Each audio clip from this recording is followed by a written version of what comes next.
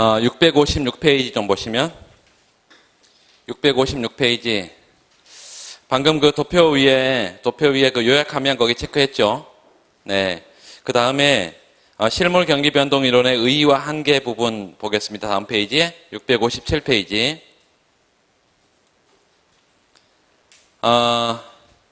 먼저 실물 경기 변동 이론은 경기 변동의 지속성을 밑주고 있어요. 경기 변동의 지속성을 여러 기간에 걸쳐 나타나는 기술 충격 밑줄 긋고 생산성 충격 같은 말입니다.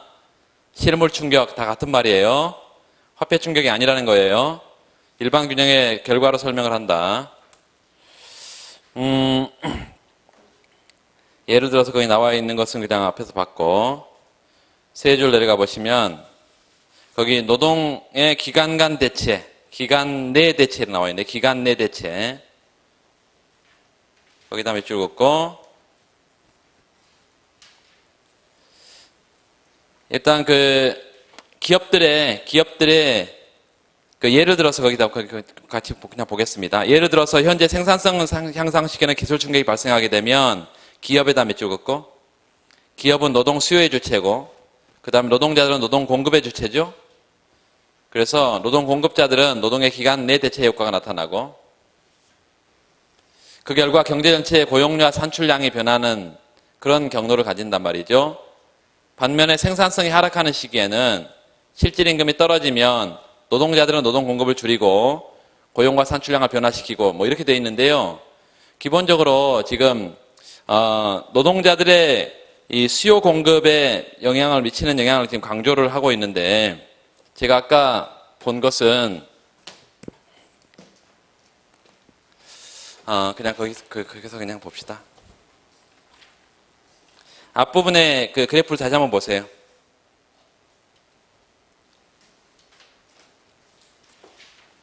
앞부분에 첫 번째 평면에 노동 수요 곡선이 우측 가는 것은 지금 총요소 생산성이 증가했을 때 우측 가는 것이고 그 다음에 노동 공급 곡선이 좌측 가는 것은 뭐 때문에 좌측 간다 그랬어요? 실질 이자율 변화에 따른 노동의 기간간 대체 효과 때문이라 그랬죠. 기간간 대체 효과. 이제 그렇게 지금 노동 수요 공급 곡선의 이동에 대한 얘기를 하고 있고 결과적으로는 거기 다시 한번 돌아가서요. 이러한 우호적인 또 비우호적인 기술 충격이 밑줄 그으세요.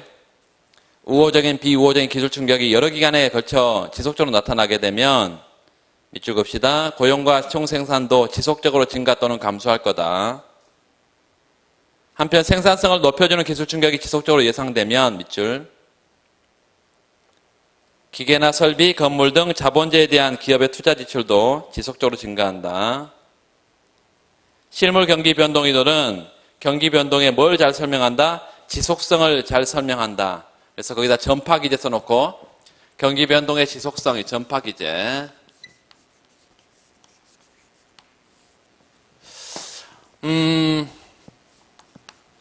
노동의 기간간 대체. 기간 간 대체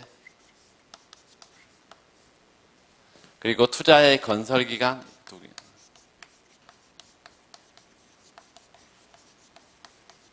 이걸 time to build 이렇게 부르는데요. 투자의 건설 기간. 투자라는 것은 장기적인 현상이고 지금 실물 투자를 변화시킨다고 해가지고 여기서 현재만 끝나는 게 아니라 미래까지 다 영향을 주는 거기 때문에 그 건설 기간이 존재한다. 현재와 미래를 연결시켜지는 요 경기 변동의 지속성을 가져오는 경로를 크게 이렇게 두 개로 보고 있다. 뭐가? RBC가 Real Business Cycle이 RBC가 경기 변동의 충격 기제라는 것은 충격 기제 경기 변동의 원인이고요. 원인은 뭐고? 총요소 생산성의 변화, 실물 충격, 기술 충격, 이게 경기 변동의 원인이고 충격 기제, 전파 기제는 경기 변동의 지속성인데요. 지속성은 이 두 가지다. 노동의 기간간 대체, 계속 얘기했던 노동의 기간간 대체하고 두 번째 투자의 건설 기간. MBC는 모니터리 비즈니스 사이클, MBC는 충격 기제는 경기 변동의 원인은 뭐냐? 충격 기제는 예상하지 못한 통화량의 변동이다. 이렇게 말합니다. 예상하지 못한 통화량의 변동이 경기 변동의 원인이고, 경기 변동의 경기 변동의 충격 기제, 전파 기제, 이 전파 기제에 대한 설명은 있을 수가 없습니다. 왜? 합리적 기대를 가정하기 때문에 예상치 못한 충격이 지속적으로 나타날 수가 없어. 예측 오류는 한 번밖에 발생하지 않기 때문에 합리적 기대의 특성상. 따라서 MBC는 경기 변동의 원인은 잘 설명을 할지 몰라도 지속성에 대한 설명은 전혀 할 수가 없어. 이거에 대해서 RBC가 계속해서 비판을 한다. 전파 기제는 설명이 없잖아, 너. 이렇게 비판을 한다. 그랬더니 요 충격 기제가 얘는 경기 변동의 원인을 실물 충격이다 이렇게 말한단 말이죠. 그래서 경기 변동의 원인은 화폐가 아니라 실물에 있다, 기술에 있다, 총요소 생산성 변화에 있다 라고 RBC가 주장을 한단 말이죠. 그런데 얘는 또 설명하지 못하는 게 뭐예요? 얘는 뭘 설명을 못해? 통화량 M이 변하지 않는단 말이죠. 실물 충격을 강조하다 보니까 경기 변동의 원인을 실물 충격에 때문에 발생한다라고 강조하다 보니까 화폐가 변하지 않아요. 화폐가. 그런데 실증 분석을 해봤더니 실제로는 또 화폐가 변하더란 말이죠. 그래서 경기 변동의 원인을 MBC에 찾는 것이 일면 타당하다는 것이 요것도 요거죠. 근데 문제는 또 얘는 이걸 설명 못하고 이거 둘 다 새 고전학파의 주장이고요. 새 고전학파. 이걸 공통으로 묶으면 균형 경기 변동 이론이다. 그래서 경제 주체가 최적화를 달성하는 과정이 경기 변동 현상이기 때문에 정부의 시장 개입은 비개입주의다. 바람직하지 않다. 필요하지도 않다. 이렇게 간다는 것이죠.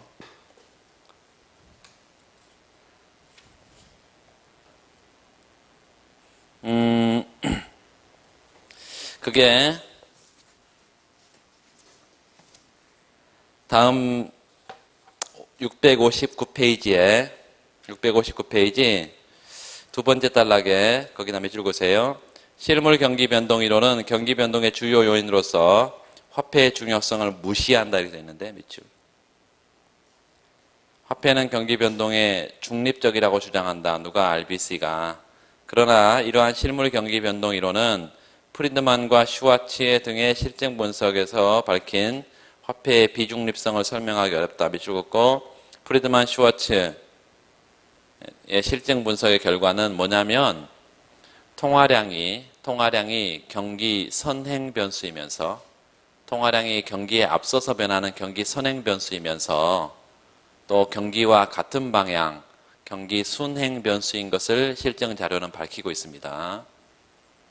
이거를 RBC가 설명 못한다라는 것이죠.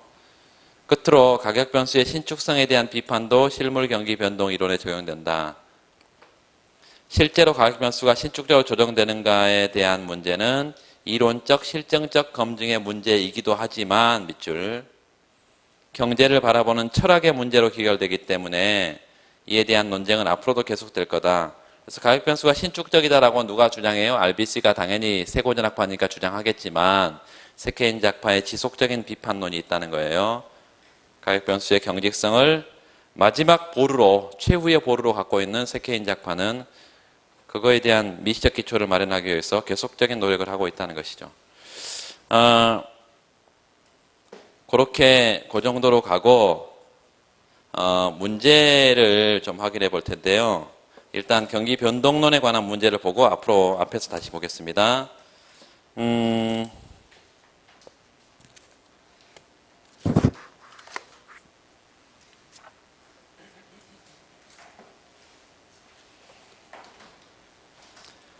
361페이지, 실전 200제 361페이지.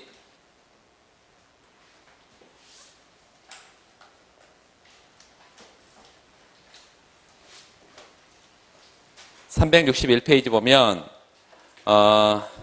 예무고시 문제가 하나 나오는데요. 최근 중동 상황의 불안정으로 원유 가격의 상승은 몇 줄? 유가 상승. 원유 가격 상승은 수송 비용의 상승과 원유를 원료로 사용하는 재화들의 생산비를 증가시킬 것으로 예상된다. 생산 비용 증가 몇 줄? 이에 따라서 원유 가격 상승이 국가 경제의 그 생산성, 평균 한계 생산성을 떨어뜨린다. 몇 줄? 그 생산성 충격 써나요? 생산성 충격. 요게 바로 기술 충격 또는 실물 충격이라는 것입니다. 생산성 충격, 기술 충격, 실물 충격이에요. 그게 어디로부터와? 유가 변화로부터 온다. 유가 변화로부터. 근데 유가가 상승하면 생산 비용이 상승하니까요. 산출량을 더 적게 생산해낼 수밖에 없다. 그래서 거기다 위에 유가 상승에다 원유 가격 상승에다 몇 줄 긋고 공급 충격인데요. 불리한 공급 충격입니다. 불리한 공급 충격이야. 이 원유 가격 상승이 일시적으로 예상될 경우 몇 줄? 일시적으로 예상된 경우 문제를 봤더니 실질 이자율, 실질 소득, 실질 소비, 실질 투자, 고용도 실질 다 실질 변수에 미치는 영향을 분석해라. 이런 걸 보고 경기 변동 모형으로 분석해야 되는구나. 이걸 알 수가 있습니다. 유가 상승은 앞에서 우리가 ISLM, ADA에서도 분석할 수 있었잖아요. 이 모형으로 해야 된다. 원유 가격 상승이 영구적일 경우 몇 줄? 그러면 일시적일 경우와 영구적일 경우에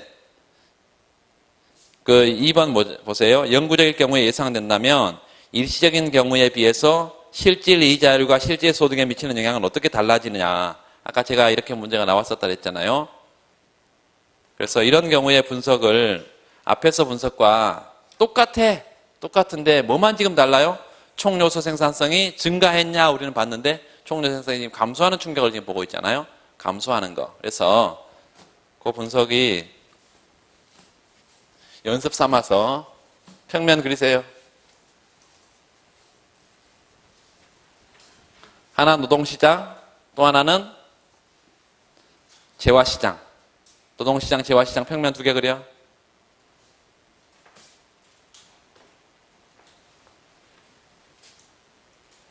노동시장은 WL 평면에 WL 노동 수요 곡선은 우하향하고요. 노동 공급 곡선은 우상향한다.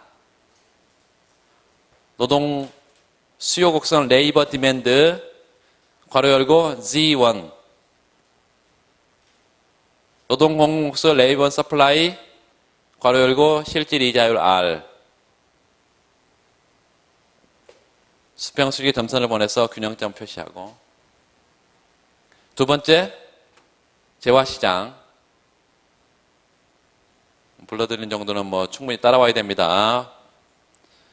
RY 평면에 실질 총수요 곡선 Y 디맨드 뭘로 구성되어 있어? 소비, 투자, 정부 유치로 구성되어 있고요.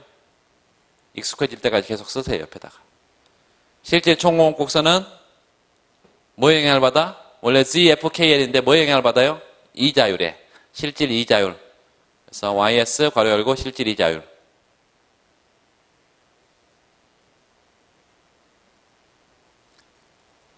자, 노동시장 그 밑에다가 반가로 1번. 반가로 1번 노동시장 밑에 첫 번째 어떤 충격이 발생해요? 유가 상승. 유가 상승. 총요소 생산성 감소. 왜 그럴까요? 유가 상승이 왜 총요소 생산성을 감소시켜? 유가가 상승한다는 것은 이렇게 생각하면 되겠습니다. Y equal Z 지금 F K, L 여기에 보통 이제 생산함수를 여기다 이렇게 하나 더 집어넣는데요. 그랬으나 요 생산함수는 뭐냐면 요 생산함수에 들어가는 생산 요소는 뭐냐면 중간재입니다. 중간재 혹은 원자재예요.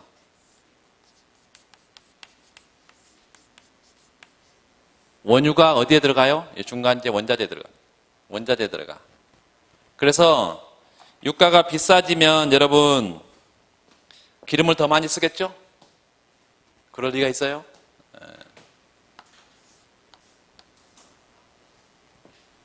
더 적게 쓴다. 생산 과정에서 비싼데 뭘 많이 쓰겠어요? 적게 쓴다.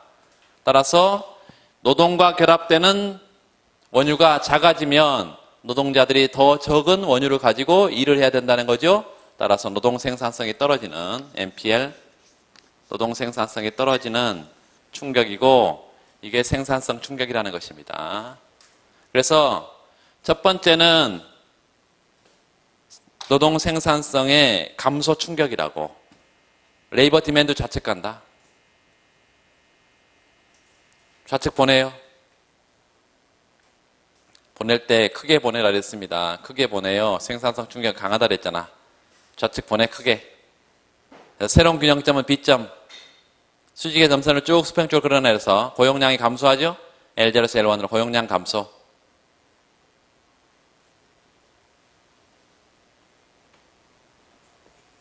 두 번째, 총공급곡선, 총수 총호곡선 평면에 가서 두 번째, 2번 뭐예요? 실질 총공급곡선 우측 이동. 자, 만나는 점은 C점이에요? B점이에요? C점이라 그랬습니다. A점, C점. 실질 이자율이 변하지 않은 상태에서 노동시장이 B점이었잖아. A, B점.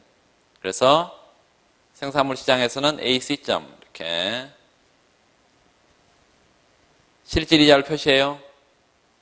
떨어지네요. R0에서 R1으로 떨어져. 산출량은 Y0에서 Y1으로 늘었죠. 실질 이자율 옆에다 노동의 기간 간 대체 써놓고. 노동의 기간 간 대체. 자, 두 번째는 방금 실질 총공급 곡선. 이게 우측 이동하고 우측 이동. 그 결과 요 실질 이자율이 떨어지고요. 요 실질 이자율이 떨어지는 것이 노동의 기간 간 대체가 노동의 기간 간 대체. 어떻게 나타나? 현재 실질 임금의 상대 가치 하락. 현재 실질 임금의 상대 가치 하락. 따라서 LS. 세 번째, 노동의 기간 간 대체는 레이버 서플라이의 좌측 이동을 하죠.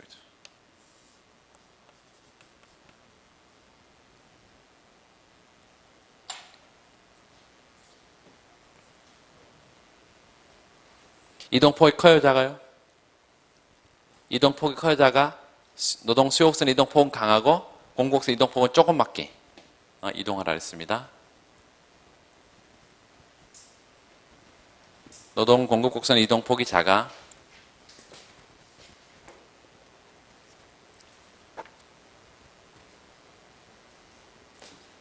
자, 실질 총수 총공곡선에서 Y0에서 Y1으로 화살표하고요. 거기다가 GDP 기준 순환 변수 써놓고 기준 순환 변수. 경기 호황이죠? 경기 불황인가요? 경기 불황. 경기 불황. 지금 뭔가 지금 잘못 불러드린 것 같은데. YS 좌측. 네, YS 좌측이네. 죄송합니다.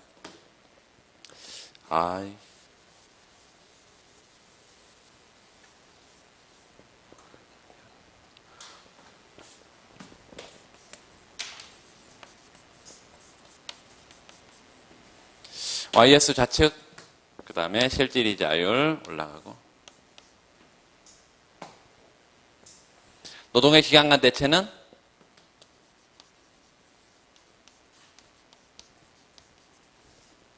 기간 간 대체는 현재 실질 임금의 상대 가치가 어떻게 됐죠? 올라갔으니까 LS 우측 이동.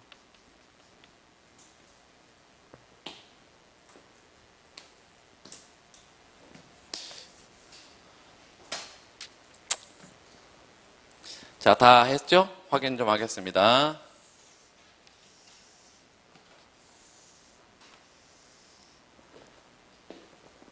WL 평면의 레이버 디맨드는 우하향하고 레이버 서플라이는 우상향하고 최초에 맞아떨어지는 점 균형이고 이자율 산출량 평면에 실제 총 수요 곡선은 공급 곡선은 이렇게 생겼고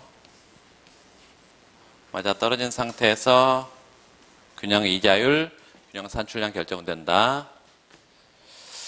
확인만 해보세요. 다 그려졌을 테니까 실제 요 Z1 값이 총 요소 생산성이 떨어지게 되면 레이버 디맨드가 제로 디맨드에서 원 디맨드로 Z1 프라임으로 이렇게 좌측할 것이고 최초의 균형점, 새로운 균형점에서 고용 규모가 L0에서 L1으로 떨어지겠죠. 그러면 산출량이 감소하니까 YS가 이렇게 좌측하게 되고 Y0 서플라이, Y1 서플라이 좌측하게 되고 최초의 A점에서 실질 이자율 변화가 없는 상태에서 B점이고 이런 점은 C점이 된다. 따라서 실질 이자율이 올라가고요. 고용량은 줄어서 산출량도 여기가 이렇게 줄었고 요 실질 이자율 변화에 대해서 노동의 기간 간 대체가 요 실질 이자율 상승에 대해서 노동의 기간 간 대체가 어떻게 나타난다고? W1 1 플러스 R W2 그래서 현재 실질임의 상대 가치가 올라가니까 현재 노동 공급을 늘고 L1S가 우측으로 간다. 여기 L1S 우측. 그래서 우측 가는데 수요의 이동폭이 요만큼이기 때문에 공급의 이동폭은 더 작게 이동을 해서 이렇게 작게 이동한다. L0S, L1S 이렇게 작게 이동하면 새로운 균형점은 이런 점이 C점이 되고 C점. 결과적으로 이렇게 L2의 레이버 디맨드가 되죠.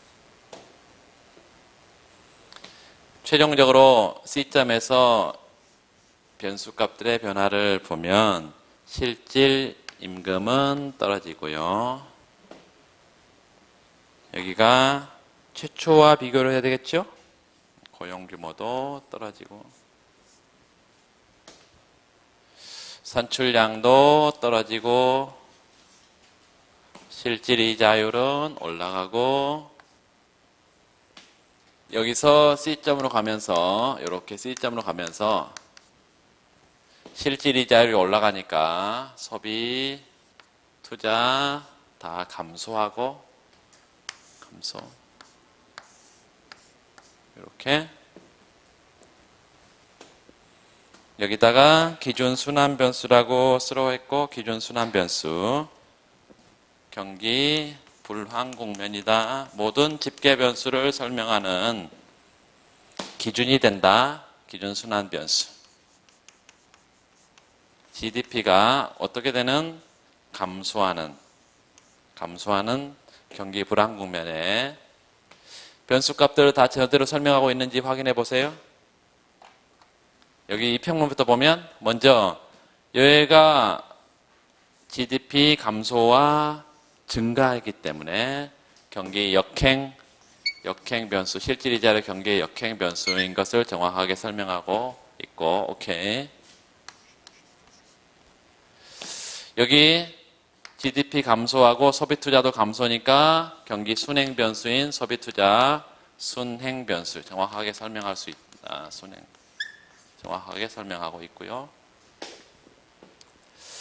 여기 실질 임금도 경기 순행 변수인데 GDP와 같은 방향으로 지금 나타나고 있기 때문에 이것도 정확하게 설명하고 있고 여기 고용 규모도 감소하고 있는데 고용도 마찬가지 경기 순행 변수인데 그래서 순행 변수의 값들을 정확하게 다 설명하고 있다는 것이고요. 이게 뭐만 변화시켰지? 요 노동 생산성만 지금 변화시켰기 때문에 지금 우리가 본 것은 총 요소 생산성의 일시적인 일시적인 충격의 효과를 본 것이고, 이게 유가 상승의 일시적인 충격의 효과를 지금 본 것이다. 이거죠? 그래서 1번 설문은 요거 이렇게 하면 되겠습니다.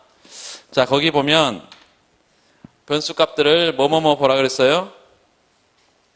변수값들을 뭐뭐 보라 그랬어? 여기 보면 실질 이자율, 실질 소득, 실질 소비, 실질 투자, 고용 다 설명을 두 개 평면만 있으면 되겠죠? 화폐시장 평면 굳이 필요 없는데 고용 등 그래서 화폐시장까지 분석을 해도 좋겠습니다. 30점 배점이면. 그 원유가 상승이 영구적일 경우 평면 하나만 그리세요. 요 평면 하나 더 그려. 영구적인 경우.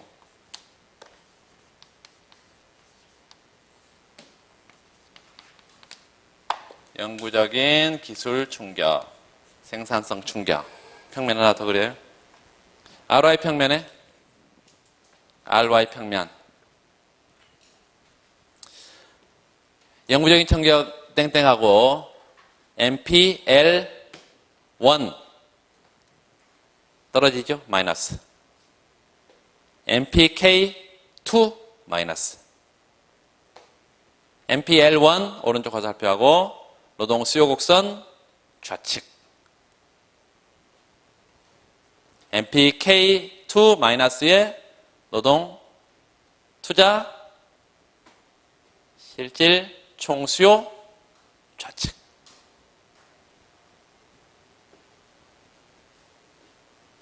자, 그래서 먼저 요거 먼저 그리고요. 요거 먼저 그려. 요 실질 총 공급 좌측, 총 수요도 좌측, 총 공급 좌측. 이건 지금 일시적인 충격에 그대로 나타난다 그랬잖아요. 영구적인 충격도 일시적인 충격에 뭐는 그대로 나타나. MPL1 이거 마이너스 그대로 나타나잖아요. MPK2가 하나 더 있어서 그렇지. 그래서 일시적인 충격에 RY 평면에 요거는 그대로 있어. Y 디맨드, Y 서플라이가 최초의 균형 상태에서 노동 생산성 감소에 따라서 노동 수요 곡선 좌측 가고 고용량 감소하고 산출량 감소하고 요거 일시적인 충격이든 영구적인 충격이든 뭐 항상 나타난다 이것이에요. 그래서 요런 점이 아까 C점이었고 여기가 A점이 있고 여기가 C점이었어. R0가 R1으로 이렇게 Y0가 Y1으로 이렇게 여기 일시적인 충격의 효과였어요.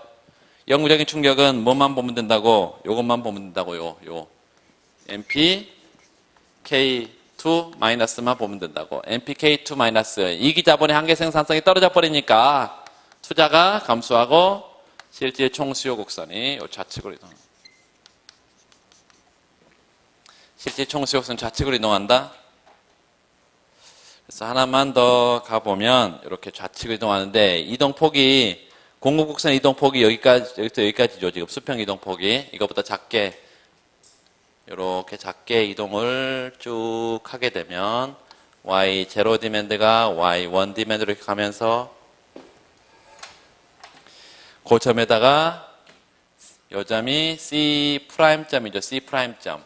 그래서 요 C 프라임점에서는 이자율은 더 어떻게 돼? 떨어지죠. 얘보다 더 떨어지지. 요거 보세요. 요거는 요렇게 Y1 프라임 여기가 R1 프라임 이렇게 되겠습니다. 요게 C 프라임 점이야.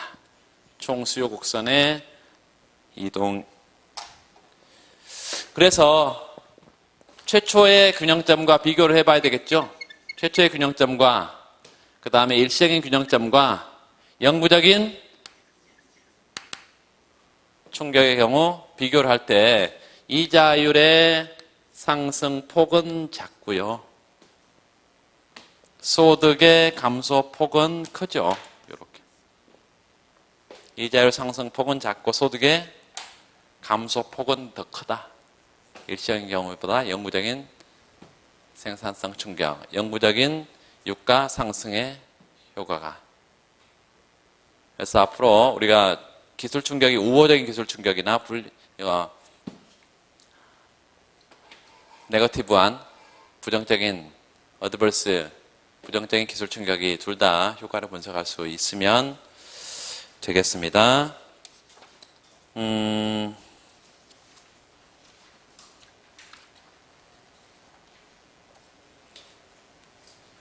375페이지.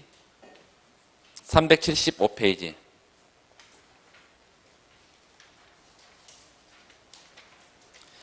그거 1번 문제, 2번 지금 2015년 입시에 나온 문제인데요. 정통적인 실물 경기 122번입니다. 375페이지. 전통적인 실물 경기 변동 이론에 의하면 RBC 일시적인 공급 충격과 밑줄, 영구적인 공급 충격이 경제에 미치는 효과는 매우 상이할 수 있다. 두 가지 공급 충격 중 가계의 노동 공급 밑줄 그세요. 총 생산량 밑줄 그어요. 이것에 보다 큰 영향을 미치는 것은 일시적인 충격이냐 영구적인 충격이냐 이렇게 물었어요. 노동 공급은 노동시장 평면 가면 되고 총 생산량은 어디? 재화시장 평면을 가면 되겠죠. 그래서 두 개 평면을 우리가 보면 되세요. 그 뒤에 넘겨보세요. 예시 답안을 좀 봅시다. 거기 모형 설정 부분에 별표를 2개 해서 그거 다 암기를 하시기 바랍니다. 실제 총 수요는 소비, 투자, 정부시로 구성되어 있고 거기 변수값 위에 플러스 마이너스는 다 써요. 이자율에는 마이너스고 평생부는 플러스죠. 투자, 이자율 마이너스, Z2는 플러스죠. 실질 총 수요, 총 공급 곡선은 ZFKL, Z1 돼 있죠? Z1. 노동시장은 노동 수요 공급이 맞다는 상태 균형인데, 노동 수요는 그냥 써놨는데, 노동 수요의 그 Z1이 뭐예요? 플러스죠. 노동 생산성이고. 그 다음 노동 공급 보세요. 노동 공급의 중요한 건 뭐라 그랬죠? R과 프레젠트 밸류인데 실질 이자율에 대해서는 플러스고 평생부에 대해서는 마이너스라 했습니다.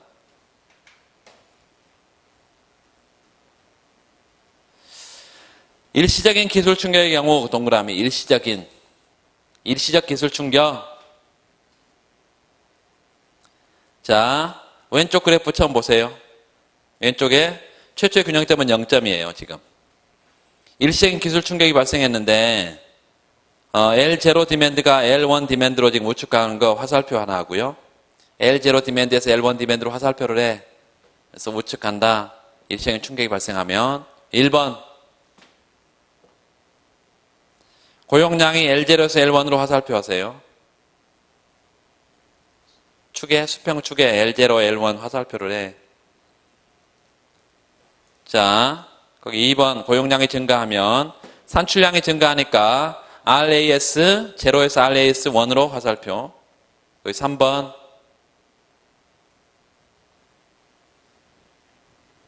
실질 이자율 R0에서 R1으로 화살표. 4번 그 옆에 노동의 기간 간 대체. 노동의 기간 간 대체. 실질 이자율이 떨어지면 현재 노동공급은 줄겠죠? 네, 줍니다. 그래서 거기가 5번 실질 이자율 하락 화살표하고 그 다음에 노동공급 L0S에서 L1S로 좌측. 앞에 우리 부승하고 똑같잖아요. 똑같죠? 자, 그래서 일시적인 기술 충격이 발생하는 경우에 밑줄 그세요. 노동 수요를 증가시켜서 L0 디맨드가 L1 디맨드로 기술 충격이 일시적이기 때문에 노동 공급 곡선은 변해, 안 변해? 안 변한다, 일단. 두 번째, 생산물 시장에서 이자율이 R0에서 R1으로 떨어진다. 그러면 노동 공급 곡선이 소폭 좌측 이동하면서 최종 균형은 이점에서 형성되고 자, 영구적인 기술 충격이 발생한 경우, 영구적 기술 충격. 노동시장에서 영구적 기술 충격이 발생하게 되면 노동 수요 곡선이 우측 간다는 것은 일시적 기술 충격과 똑같죠?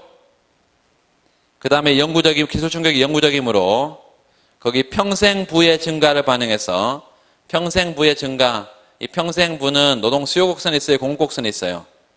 고치세요. 노동 수요 곡선 좌측이 아니라 공급 곡선입니다. 노동 공급 곡선.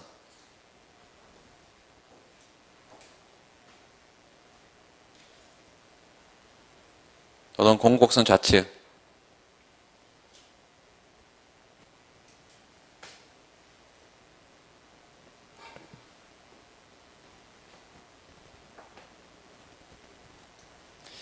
자, 그렇게 하고 그 생산물 시장 가면 생산물 시장의 동그라미 RAS는 물론 우측 갑니다.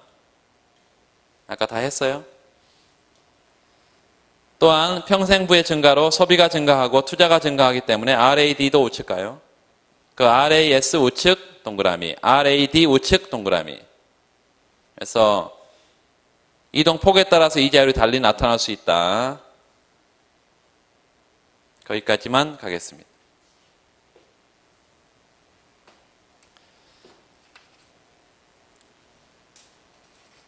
그건 1번 문제만 보겠고 그 순서대로 여러분 분석하면 되겠습니다. 일단 실질 총수 총고금은 그렇게 가고 앞으로 쭉 넘어와서 조금 빠른 속도로 몇 가지 좀 체크를 할 텐데 266페이지 좀 보시면 266페이지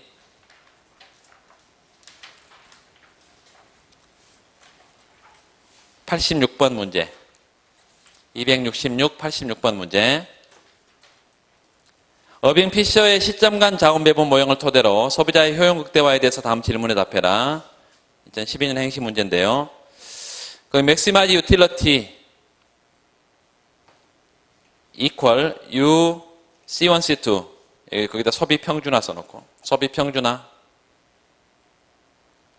그 다음에 뒤에는 평생 예산 제약식입니다. 평생 예산 제약 하에서 현재 소비와 미래 소비를 고른 소비를 통해서 효용을 극대화하는 경제 주체다. 소비자의 동트링인 최적화라고 좀 써놓고 거기다가 소비자의 동트링인 최적화.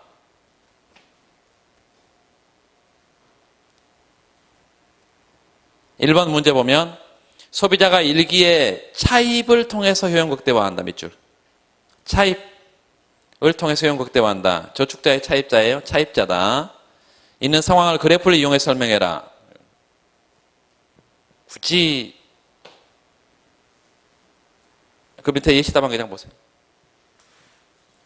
예시답안 보시면 최초의 2점 한번 찾아봐. 2점. 그게 초기 부존점 써요. 초기 부존점.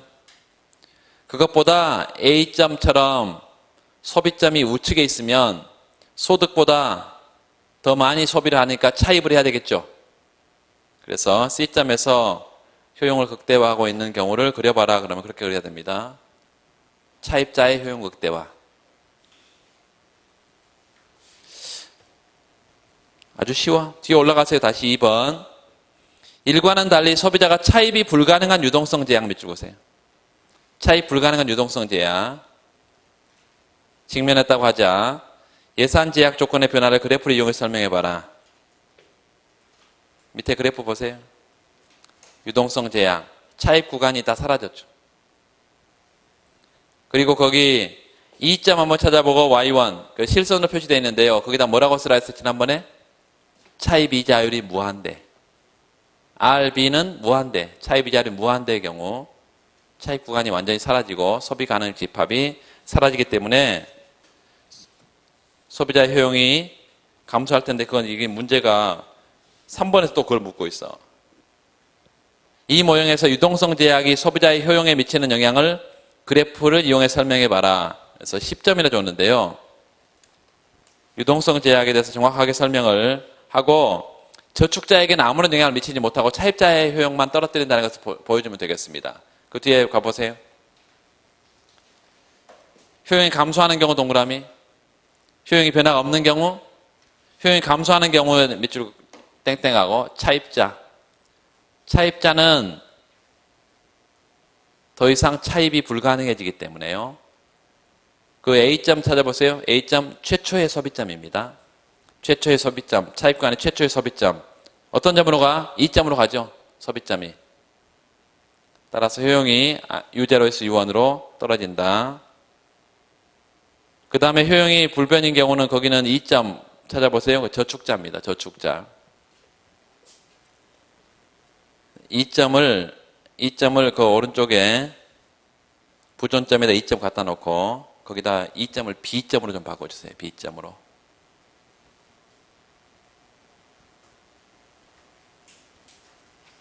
초기 부존점은 Y1, Y2 거기가 초기 부존점이 돼야 되죠. 그리고 여기는 지금 저축자죠. 그래서 저축자의 경우는 소비를 변화시키지 않을 거예요. 차입 제약이 있다 하더라도. 그래서 소비가 변하지 않고 효용이 변하지 않습니다. 넘어가겠습니다.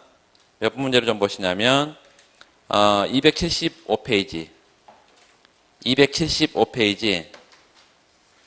89번 문제. 주식시장의 거품이 붕괴되면서 주가가 폭락하는 경우 밑줄. 주가 폭락. 주가가 폭락하는 경우 국민경제의 소비, 투자, 금융시장에 미치는 영향을 설명해라. 두 번째, 위와 같이 주가 폭락 현상에 대해서 통화당국이 생산을 일정하게 유지하기 위해서는 밑줄. 어떤 정책을 사용해야 되냐 되어 있는데 1번을 별표하고 좀 보시면 그 토빈의 Q투자 이론을 분석 기초에 갖다 놨는데 여러분 거기 별표하고 토빈의 Q이론 좀 꼼꼼하게 읽어보세요.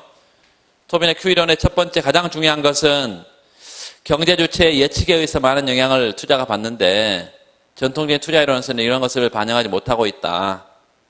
주가는 밑줄 그으세요. 경제 주체의 기대를 가장 잘 반영하는 것이 지표고 따라서 투자의 설명 변수로서 주가를 반영하고 있는 것이 토빈의 Q 이론이니까 Q 투자 이론은 투자 결정에서 투자자의 기대가 차지하는 역할을 강조한다고 볼 수 있다. 거기서 옆에다 써놔요. 그래서 미래적인 투자 함수다. 미래적인 투자 함수. 토빈의 Q 투자 이론은 미래를 예측해서 주가가 결정되기 때문에 토빈의 Q의 분모의 실물자본 대체 비용 동그라미, 분자의 기업 가치의 동그라미.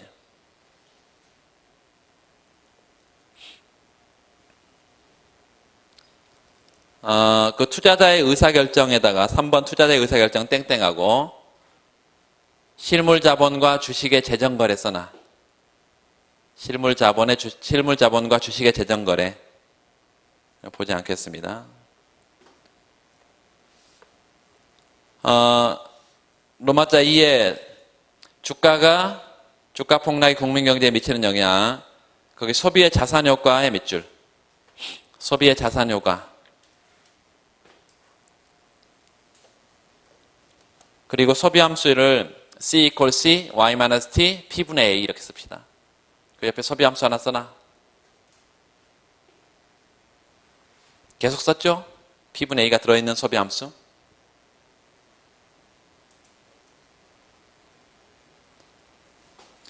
경제 주체는 다양한 자산을 보유하고 있다. 그래서 그 자산 가치가 변하면 소비가 변하는데 자산 가치가 증가하면 소비가 증가하고 자산 가치가 떨어지면 소비가 감소한다. 뭐 당연한 것인데 주식도 경제 주체들이 보유하고 있는 자산 포트폴리오를 구성하고 있고 거기 밑줄 보세요. 주식 시장에서 거품이 붕괴되면서 주가 폭락하면 자산 가치가 떨어지니까 방금 쓴 수식의 P분의 A를 아래쪽으로 화살표. 그래서 소비 감소에다 화살표. 소비의 자산 효과는 자산 가치 하락에 따른 소비 감소를 설명하는 거구나. 두 번째요. 그 생애주기 항상소득 가설. 생애주기 가설이나 항상소득 가설에 의하더라도 소비는 감소하게 되는데 거기 주가 폭락은 밑줄 그으세요. 미래 경제에 대한 비관적인 기대. 그 비관적인 기대 밑줄 긋고 그게 그 다음 줄에 항상소득을 떨어뜨리게 됩니다. 왜? 미래 예상소득을 감소시키니까. 그래서 항상소득을 떨어뜨리거나 또 평생 부를 떨어뜨리게 되기 때문에 항상소득 가설에 의해서 소비가 감소한다. 3번 거기 불확실성의 동그라미.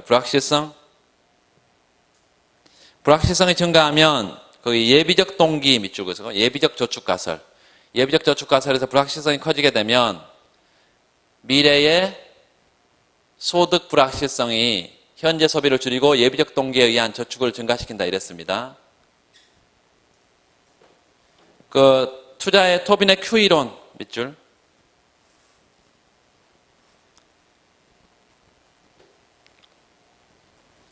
세 번째 줄표에 주가 하락은, 주가 폭락은 뭐를 변화시켜요? 분자인 주식의 시가총액을 급락시키고 따라서 Q값이 떨어지고 투자가 감소한다. 다 했으니까 확인만 좀 하면 되겠습니다. 그 다음에 주가 폭락이 장기화돼서 경제 불확실성 밑줄 긋고 불확실성이 심화되면 케인즈는 기업가가 투자를 어떻게 한다고요? 미래를 비관적으로 보냐 낙관적으로 보느냐 그에 따라서 투자를 결정하는데 불확실성이 커지게 되면 그 밑줄 보세요. 케인즈의 야성적 충동에 따를 때 기업가는 미래를 비관적으로 보게 되니까 투자가 감소한다. 애니멀 스피릿. 두 번째 투자 옵션 가설 딕시 핀다이크 밑줄 긋고 두 사람 딕시 핀다이크. 투자는 세 가지 특징이 있다. 대규모 투자, 매몰 비용, 투자의 비가역성. 이 세 가지 특징이 있다 그랬고 그 투자의 비가역성 때문에 되돌리기가 어렵다면 불확실성이 존재하는 경우에 투자 시기를 지연 밑줄, 투자 감소 밑줄. 아래 그래프를 이제 뭐 그릴 기회가 그렇게 많지는 않을 텐데 아주 쉽습니다. 거기 설명지 한번 보세요. P0 좀 보세요. P0. 그 옆에다 써. 확실성하에서 정상 이윤을 보장하는 가격. 확실성하에서 기업에게 정상 이윤을 보장해 주는 가격.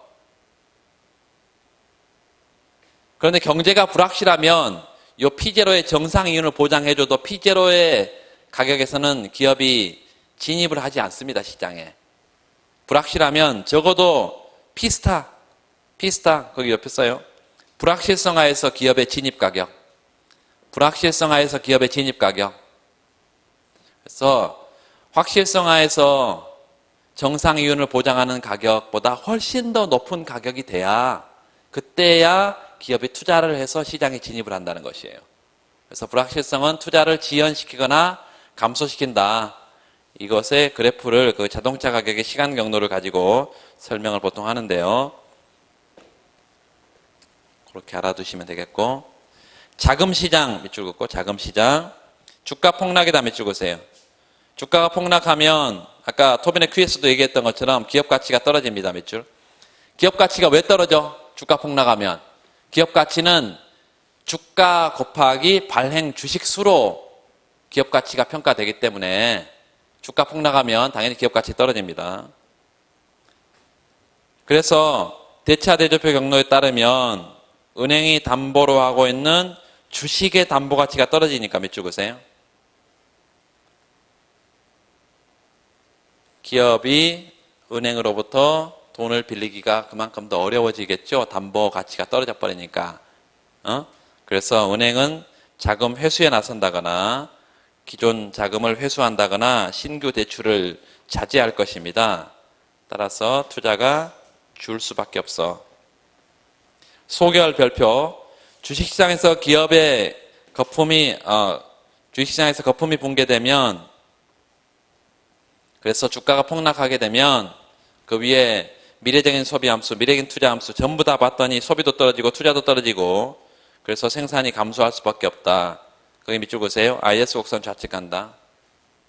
총수 곡선도 좌측간다.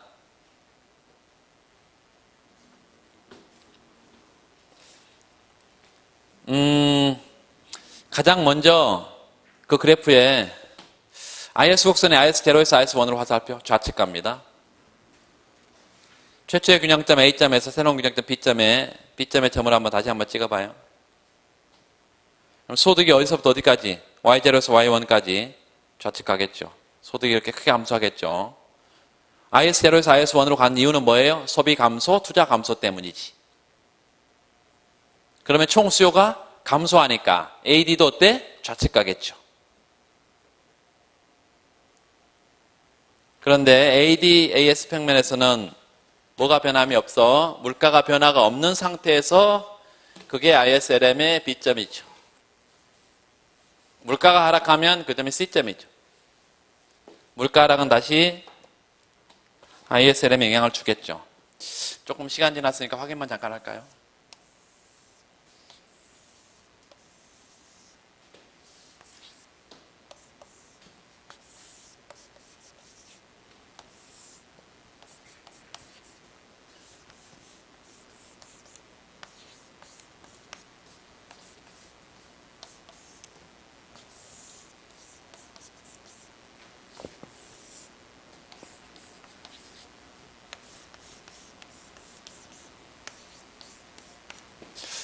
자, 가장 먼저 주가 폭락으로 미래적인 소비 함수에서 보니까 소비가 감소한다 그랬네.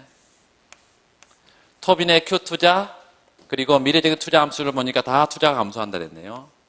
이 소비 투자 감소는 총 수요를 감소시키고요. IS가 좌측 갈 겁니다. 좌측 갔어.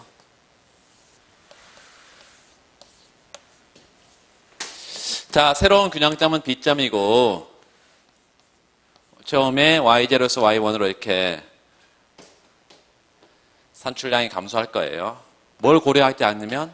얘를 고려하지 않으면 여기서 이제 땡이지만 얘를 고려하게 되면 이제 이 IS의 좌측 이동은 두 번째 총수요 곡선의 좌측의 이동을 가져올 것이고 좌측, 이 좌측의 이동이 이렇게 AD 곡선의 좌측의 이동이 나타나면 제로가 원으로 여기는 물가 변화를 전혀 고려하지 않은 상태에서 B점이니까 물가 P0가 요 점이 B점이 될 것이고요. 요 점 B점 물가가 P1으로 떨어지게 되면 이런 점은 C점이 되고 물가 P1 요 물가 변화 부분은 당연히 ISLM에서 다시 반영을 해줘야 된다고 지금 얘기를 했잖아요.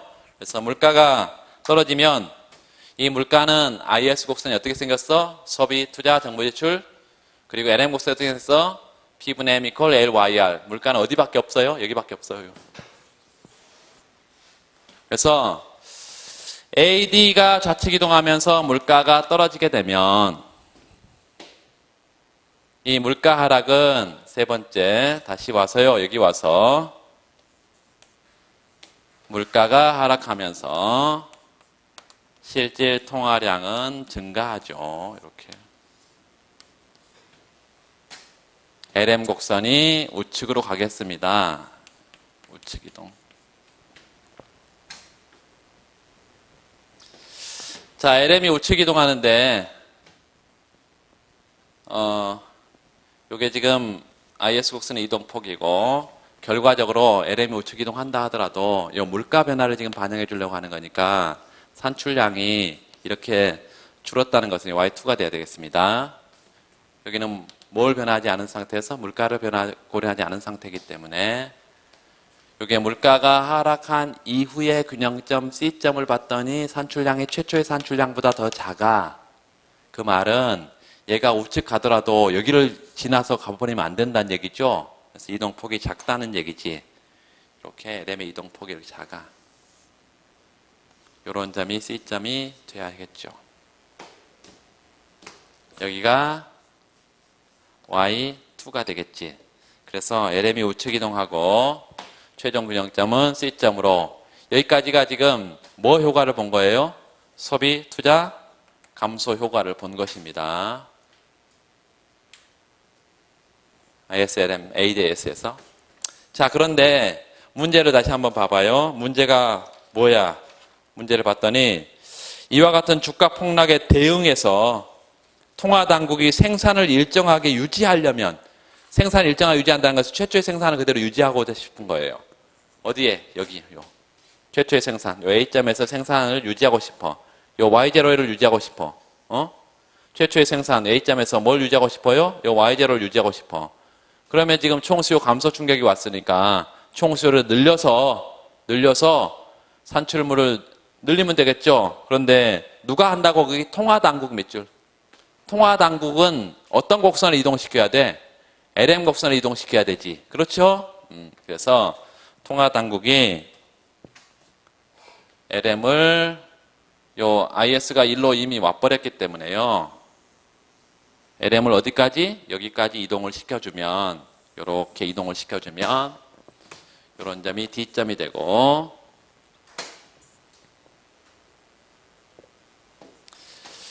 LM의 우측 이동은 총 수요를 증가시키면서 다시 AD를 여기로 이동시켜 줄 거예요. 그래서 D점이 여기로 보내면 되겠습니다. 산출량이 여기로 왔다가 다시 여기로 원래 수준으로 이게 생산량을 원래 수준으로 되돌려준다. 일정하게 산출량을 유지하는 정부 정책은 확장 통화 정책이 되겠죠. 확장 통화 정책. 그래서 뭐 어려운 건 전혀 없습니다. 그냥 ADS, ISLM을 한 지가 며칠 됐으니까 다시 한번 확인했을 뿐이고, 어디를 보시냐면 282페이지 92번 문제. 92번. 지난번에 이거 했나요? 안 했어요? 자, 보세요, 그러면.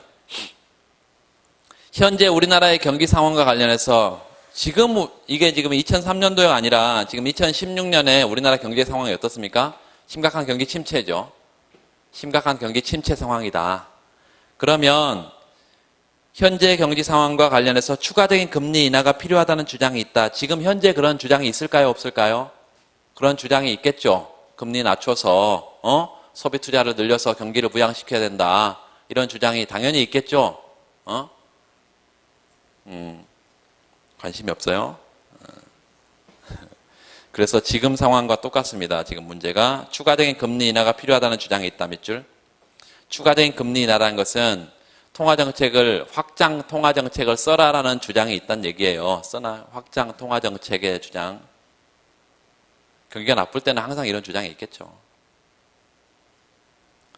이처럼 금리 인하가 경기에 호전을 가져올 수 있다는 주장은, 금리 낮춰주면 경기가 좋아진다는 주장은 어떤 경제 이론을 근거로 삼고 있냐, 이렇게 해서 굉장히 포괄적인데, 이런 문제들이 이제 정말로 실력이 있는 사람과 실력이 없는 사람들 구분을 짓습니다. 어떤 모형 하나 주고 쓰라 못 쓰나 이거는 별로 차이가 안 나는데, 이런 경우는 이제 내용을 보면 천차만별이에요. 자, 첫 번째 분석의 기초에서 금리 인하와 통화정책의 전달 경로 밑줄. 금리를 낮춰주면 이게 어떻게 실물까지 가냐 이 말이에요. 자, 경기 부진을 탈피하기 위해서 추가적인 금리 인하가 필요하다는 주장은 밑줄 보세요. 추가적 확장적 통화금융정책이 필요함을 지적하는 주장이다. 그런데 확장 통화정책은 내부 시차는 짧은데 밑줄 보세요. 외부 시차가 굉장히 길고 가변적이다. 그래서 금융정책이 유효하다는 게 무슨 말이죠? 실물에 제대로 전달되려면 이 말이죠. 전달 경로가 적절히 작동해야 되고,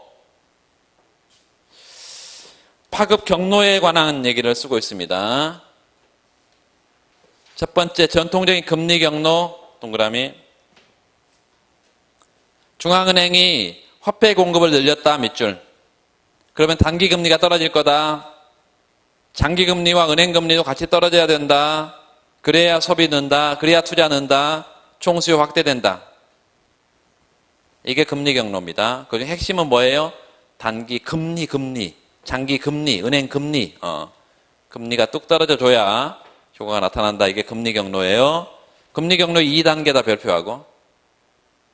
확장 통화정책을 쓰게 되면 단기 금리와 장기 금리, 은행 금리로 순차적으로 파급되는 과정이 1단계입니다. 두 번째는 이 금리 변화가 실물로 파급되는, 소비 투자가 변화시키는 이 실물 부분에 영향을 미치는 단계가 이 두 번째 단계고, 이 두 단계가 다 제대로 작동을 해야 실물로 파급이 됩니다. 모형을 ISLM을 연립해서 AD 써놨네요. 그리고 AS가 있고, 그래서 ISLM과 AD, AS 같이 가겠다는 것입니다. 모형을. 확장 통화 정책. 자, 왼쪽 ISLM 보세요. 처음에 LM0에서 LM1으로 화살표. LM0에서 LM1으로 화살표. 1번 확장 통화 정책. 이자율이 어디에서? R0에서 R1으로 화살표. 2번. 그 옆에다 투자 증가 쓰나? 투자 증가. 그리고 Y0에서 Y2로, Y0에서 지금 B점에서 점선을 쭉 하나 끌어내려서 사실 거기 Y1입니다. B점에서 수평축으로 점선을 쭉 끌어내려 거기까지 Y0에서 Y1까지 화살표하면 산출물이 그만큼 증가해요. 뭘 고려하지 않으면? ADS를 고려하지 않으면 그게 끝인데. 아까 통화량을 늘렸을 때 그게 총 수요가 증가하죠? 왜? 통화량은 총 수요의 구성 요소니까. 그래서 AD가 우측 갑니다. 몇 번? 3번. AD0에서 AD1으로 우측. 그리고 A, B 사이에 초과 수요 써놓고 초과 수요? 그러면 물가가 상승해요. 4번. 물가 상승에 박스를 치고 다시 어디로 가야 돼? ISLM으로 보내야 돼. 물가가 상승하면 실질 통화량이 감소하죠. 그래서 거기 LM1에서 LM2로 화살표. 다 끝났어요. 결국은 Y0에서 Y2로 최종적으로 소득이 증가하고 이게 유효하다, 유효하다. 그 경로를 따져봤더니 금리가 변하고 투자가 변하고 총수요가 변하고 뭐 이런 경로들을 얘기하고 있어요, 지금. 두 번째, 그 자산가격 경로, 동그라미. 자산가격 경로. 통화정책이 주식과 부동산 가격 등 자산가격을 변화시킴으로써 실물 경제에 영향을 미치는 경로다. 별표하고 개념을 정확하게 좀 체크하시고요. 그 다음에 거기 밑줄 긋게 투자의 자산 효과, 세 번째 소비의 자산 효과, 투자의 자산 효과, 토빈의 Q투자 이론입니다. 자, 확장적 통화 정책을 통해서 그 금리가 인하되면 밑줄 그으세요. 금리 인하 시 금리하고 그 끌어내서 금리 인하 시 그걸 끌어내서요. 채권 가격과 뭐는 채권 가격과 본드의 가격과 금리는 역관계에 있다 그랬어요. 채권 가격과 금리는 역관계에 있다고. 그래서 금리가 떨어지면 채권 가격이 어떻게 돼요? 올라가죠. 금리가 떨어지면 채권 가격이 어떻게 된다고? 올라가. 그러면 민간이 가진 채권의 가치가 올라가는 거죠? 그렇죠. 그렇기 때문에 거기 채권 가격도 올라가고요. 상대적으로 주식시장의 주가도 상승하게 됩니다.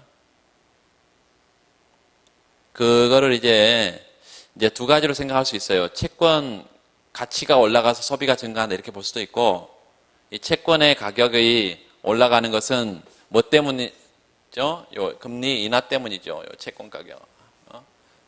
그래서 요 금리 인하가 채권 수익률의 하락이다 이렇게 판단을 해서 요거 채권 수익률의 하락이다. 그래서 부동산이나 주식이나 이런 거 사러 간다. 뭐 이렇게 해서 부동산 주식 수요가 늘어서 주가 상승한다 이렇게 말할 수도 있겠고요. 자, 거기 주가 상승에다 밑줄 긋고 토빈의 Q투자의 분자값을 끌어올리기 때문에 기업의 시장 가치가 커진다 밑줄. 분자, 실물 투자 증가, 기업 투자 증가한다 밑줄. 여러분 다 이게 이해돼야 됩니다. 두 번째 소비의 자산 효과인데 평생 소득 이론, 소비의 자산 효과 밑줄 긋고 C equal K1A 플러스 K2Y가 되어 있는데 거기다 박스를 치고 라이프 사이클 가설에서 소비 함수, 이거 암기해야 됩니다. 라이프 사이클 가설 소비 함수 어떻게 생겼어? 소비는 거기 A는 뭐예요? 자산소득이에요. Y는 뭐예요? 근로소득이죠. 그래서 자산소득과 근로소득의 한계 소비 상향에 의해서 소비가 결정되고요. 여기서 금리가 떨어지게 되면 몇 줄? 주가 상승, 부동산 가격 상승. 거기 가계 자산의 증가 몇 줄? 자산 증가하면 소비가 증가한다. 그 아까 식의 A의 값을 위로 화살표, C의 값을 위로 화살표. 그래서 자산이 증가하면 소비가 증가한다. 자산 가격 경로는 기본적으로 자산의 가치 변화가 소비 투자에 미치는 영향입니다. 넘어가세요. 환율 경로.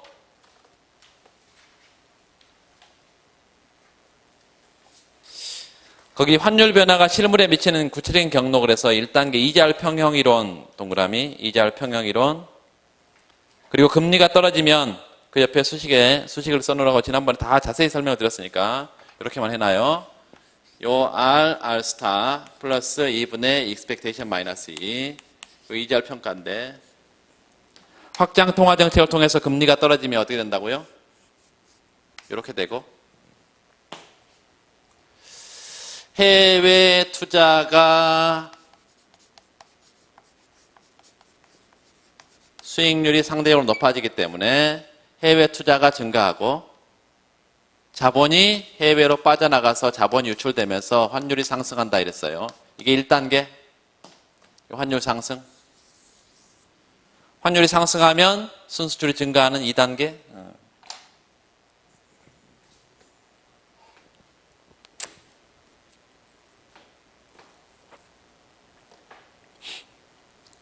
자, 그래서 1단계에 국내 금리가 떨어지면 이렇게 써놔요. 국내 금리 떨어지면 거기다 몇 줄 그어놓고, 요 이자 평형 조건에서 국내 금리가 떨어지면 환율이 상승하는 단계까지. 두 번째, 환율이 상승하면 그 있죠? 순수출이 증가하는 단계. 환율 상승은 마샬런 조건이 충족된다면 순수출이 증가한다. 따라서 실물 경제의 확장 효과를 가진다. 거기까지. 그 다음에 신용 경로, 정보의 비대칭성, 이게 제일 중요한 것입니다. 정보의 비대칭성, 비대칭 정보의 대부자금 시장이죠. 위에 써놔요. 신용 경로는 비대칭 정보의 대부자금 시장. 오른쪽에 그래프가 있는데 그래프에 별표 해두고 지난번에 다 설명을 드렸습니다. 이자율을 R1에서 R0로 높이지 않는다고요. 높이면 도덕적 해이, 역선택 현상이 나타나기 때문에.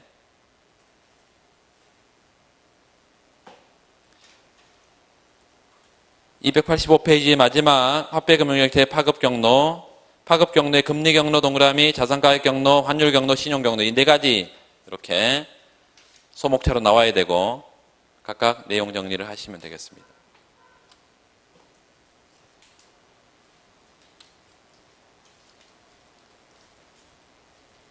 어,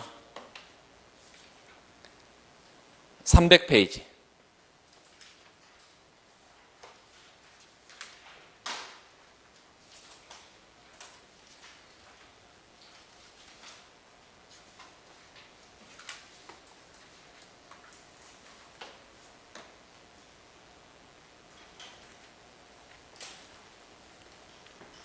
한 번밖에 안 쉬었나요?